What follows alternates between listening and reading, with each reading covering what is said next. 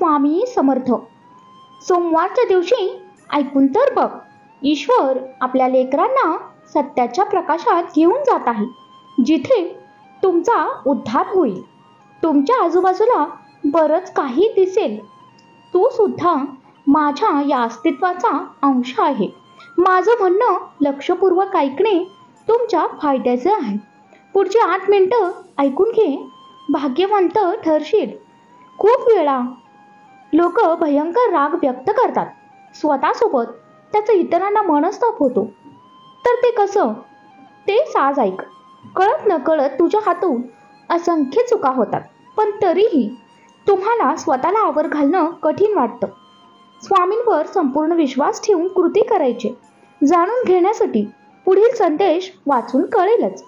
बहुतांश स्त्रियांना घरातला पुरुष वर्ग टोचून बोलणं, अपशब्द वापरणं आणि एकंदरीत तिच्यासह माहेराचा उद्धार करणं, त्यांना सतत मानसिक त्रास देत राहणं, अशामधून राग व्यक्त करतात. तर कधी काही स्त्रियाच पुरुषांना घरामध्ये येताच भांडण तंटा करून सासरचे दोष दाखवणं, बदल हवा असेल तर पुढे वाचत राहा आणि लग्न करून पस्तावल्याची जाणीव करून देणं, अशा काही गोष्टी करत असतात. तुम्ही अशा नात्यातील वागणूक पाहत असालच. काही घरांमध्ये एक चित्र तर काही घरांमध्ये दुसरं चित्र. अगदी ठराविकच घरं अशी असतील की जिथे दोघं एकमेकांना सांभाळून घेतात. पण हा जो राग आहे ना, जेव्हा एक व्यक्ती दुसऱ्यावर काढत असते तेव्हा दुसऱ्याला कमी लेखते आणि स्वतःवरच अन्याय होत आहे असं दर्शवते.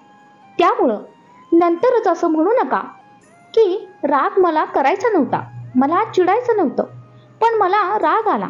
हाच राग जेव्हा तुम्ही कामावर असता तेव्हा तुमच्यावर तुमचे वरिष्ठ अधिकारी असतात, तुमच्या समोर असतात, त्यांच्यावर तुम्ही राग काढू शकता का?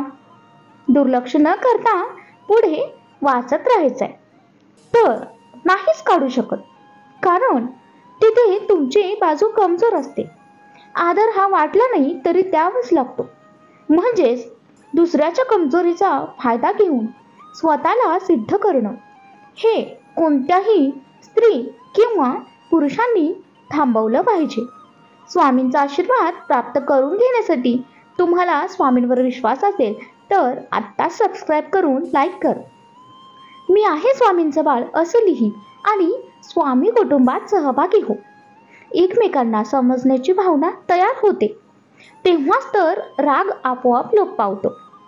या कठीण गोष्टी वाटत असल्या तरी साधण्यात असलेल्या सत्संगी माणसाला ते जमतंच. अगदी तसंच तुला समोर जे वाढले ते अमृत आहे, त्याचा गोडवा तुझ्या ओठावर येऊ दे. बाळा, प्रत्येक सूर्योदयाला श्री स्वामी समर्थ ध्यान कर, आशीर्वाद मिळेल.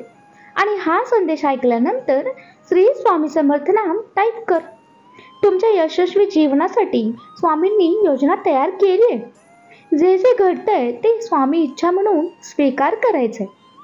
स्वामी आपली प्रार्थना ऐकतात. त्याच क्षणी त्यांच्या दिव्य नियोजनानुसार पुढच्या मिनिटात तुम्हाला चमत्कारिक गोष्टी येतील लक्षात. कुटुंबातील कुणी व्यक्ती जर आपल्याच व्यक्तीबद्दल मागून पिना मारत असेल, इतरांना सांगत असेल, तर त्याला वाटतं कुणालाही समजणार नाही. पण आमच्याकडून काहीही दृष्टिआड होत नाही. सगळ्या गोष्टी माझ्यापर्यंत पोहोचतातच. टोचून बोलणारे, कमीपणा दाखवणारे, हिणवणारे प्रत्येक वळणावर भेटतीलच. मलाही भेटले आहेत. याला मीही चुकलेलो नाही हे तुलाही माहीत आहे. पण जेव्हा तुमचं अस्तित्व त्यांना समजतं तेव्हा तेही नतमस्तक होतात.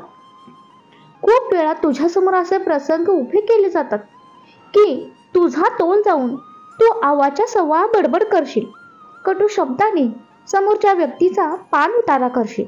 अशा वेळेस शांत राहून तुझा मुद्दा मांडलास तर तुला खेद करायची गरजच राहणार नाही. बाळा, सहमत असशील तर लगेच हो आहे म्हणून सांगायला विसरू नको. स्वामींच्या मार्गदर्शनानुसार चालत आहेस तर बाळा, काळजीही करू नकोस. तुला आहे माऊलीचा खास आशीर्वाद. अरे तमाशा बनवते हल्ली काही घरातल्यांनी. तुमच्या आपसातले भांडण चव्हाट्यावर येऊन पोचलीत. स्वतःच आपल्या माणसांची किंमत करायची, त्याची उणीधुणी काढायची हे कदापि योग्य नाही. एवढा वेळ तरी कसा मिळतो? स्वतःबद्दल थोडंसं तरी काही वाटत असेल तर तू हे बंद करशील. कपट भाव त्यागून स्वामींना संपूर्ण शरण जा. स्वामींना सर्व ठाऊक आहे, त्यामुळं ते तुम्हाला अंतर देणार नाहीत, मार्गदर्शनच करतील. तुमच्या चांगल्या कृतीचे फळ तुम्हाला देतील. या संवादानंतर तुमच्यामध्ये बदल होणार असेल तर तुम्हाला सरप्राईज गिफ्ट देतील. स्वतःच सर्व जपायचं, दुसऱ्यांचं कसं लुबाडायचं या बाबतीत जर तुझी विचारसरणी धावत असेल तर ना त्याला आधी कुंपण घाल. हे जे मुळात वाईट विचार आहेत ते तुझ्याच अंगणात निवडुंगाचं रोपटं लावत आहेत. हा संदेश पुढे परिवारात शेअर कर. कुणाच्या वाईट विचारानं तुमचं काहीच वाईट होणार नाही, कारण करता आणि करविता तुझ्या पाठीशी उभा आहे. तुझ्यासाठी जास्त काय चांगलं आहे, योग्य आहे आणि जे तुझं आहे ते तुझ्यापर्यंत पोहोचतंच. जर का तुम्हाला ही गोष्ट पटत असेल, लक्षात येत असेल तर तुम्ही स्वामी कुटुंबात सहभागी व्हाल. त्यासाठी होणारे जे कष्ट आहे तो तुझा एकमेव मार्ग आहे आणि त्या मार्गावरती तू खरा उतरलास तर सगळं काही सोपं आहे. हे ध्यानात ठेवून पुढचं कर्म करशील तर खरंच मला जे योग्य वाटतं ते तुझ्यासाठी मी साध्य करेन, कारण मी न्यायाचा देव आहे जो वेळ आल्यावर प्रत्येकाला योग्य न्याय देतो. वाईटाची संगत माणसाला लगेच भेटू शकते. या युगात ते सोपंही आहे आणि जर का तू अशा संगतीत आहेस तर तुला भरपूर माहिती आहे, ते पुरेपूर माहिती आहे की तू चुकीचा आहेस. प्रत्येक क्षणाला अंतर्मुख होऊन नामाला महत्त्व दे. मी कार्यतत्परतेने तुझ्या पाठीशी. स्वामींविषयी कृतज्ञता व्यक्त कर. विचारात स्वतःला जास्त गुंतून घेऊ नकोस. ज्या गोष्टींच्या मागे सतत धावत आहेस ते जरा थांबव. खूप गोष्टी उराशी गवटाळून बसला आहेस, त्याचे पाश हळूवार सोडव. तुमचे जीवन स्वामी आशीर्वादाने समृद्ध झाल्याशिवाय राहणार नाही. यापुढे तुला जे धडे गिरवायचे आहेत त्याची प्रचिती तू आता घेतली आहेस, ते उत्कृष्टपणे निभावून घे. ह्यासाठी तुझ्या अंगात जे जे आवश्यक गुण आहेत, जे जे आवश्यक कला आहेत, कौशल्य आहेत ते विकसित कर आणि तुला अपेक्षित असलेला परिणाम साध्य कर. तुझा चांगला मार्ग चुकणार नाही. तुझी प्रगतीही कुणीही थांबवू शकणार नाही.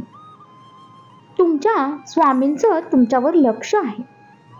ते तुम्हाला अंतर देणार नाही. तुला कायम सुखी राहण्याचं वरदान स्वामी देत आहेत. हाक दे केव्हाही तुझ्या हाकेला धावून येत आहे. जे सत्य आहे आणि तुझ्याच हिताचं आहे ते तुला सांगत आहे. हो असेल तर सांग, मी सहमत आहे. सकाळी सकाळी स्वामींच्या दर्शनानं, प्रत्येक संकटाच्या वेळी स्वामींच्या स्मरणानं सर्व सुख लाभेल आपल्याला श्री स्वामींच्या आशीर्वादानं. सुखदशी स्वामींची हाक प्रत्येक संकटात असते त्यांची साथ. जो कोणी त्यांना प्रेमाने बोलवतो त्यांचे सर्व दुःख दूर होतात आपोआप.